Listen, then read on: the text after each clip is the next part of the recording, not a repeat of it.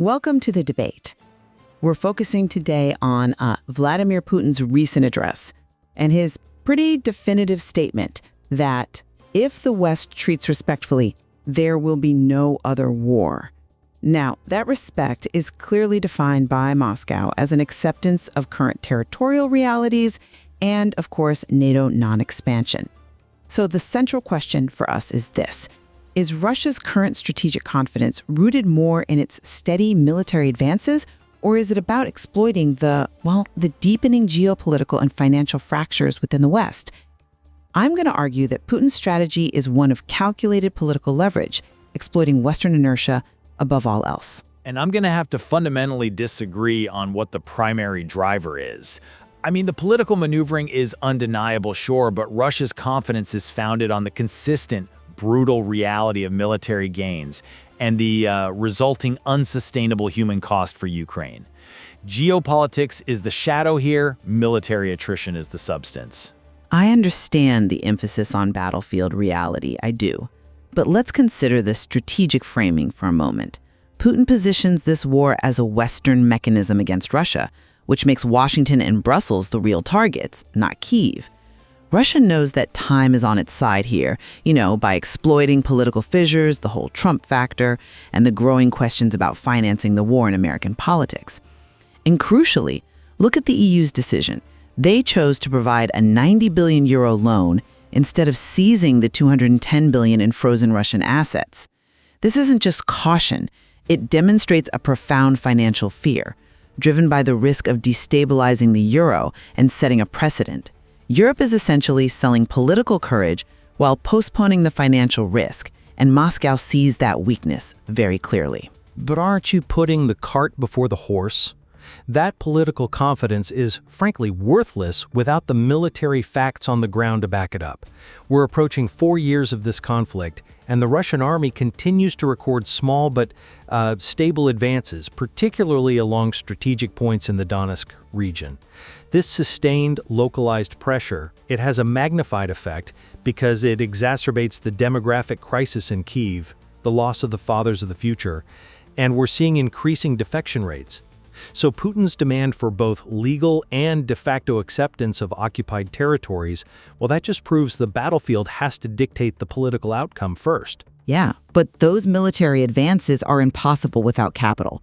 I'm just not convinced the military effort sustains itself. I think it's sustained by geopolitical success.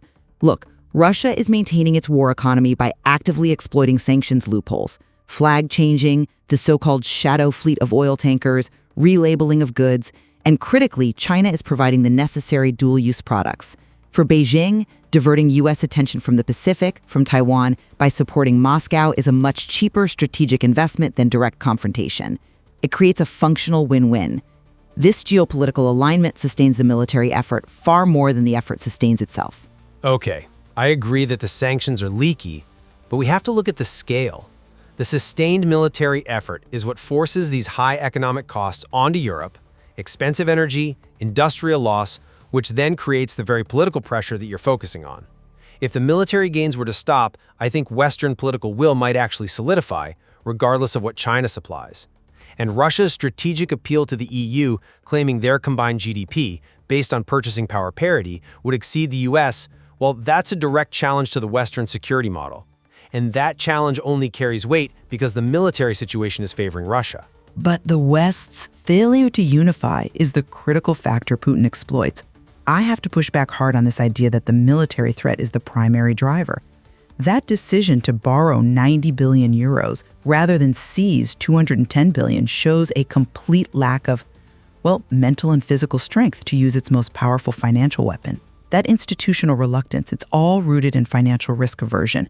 And it validates Putin's perception that the West is fundamentally weak and governs via internal fear politics. The internal weakness is only relevant because of the credible military threat.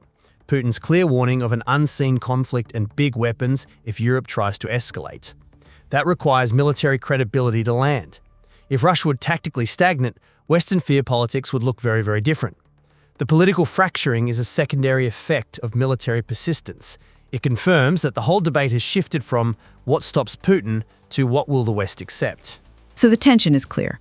Russia's long game seems to rely on either the sustained, grinding momentum of advances on that 1,300-kilometer front, or the strategic patience to just wait for Western political and financial commitments to collapse. My argument is simply that patience is yielding better returns right now than those frontal assaults. And what this debate illuminates, I think, is that two strategies are codependent.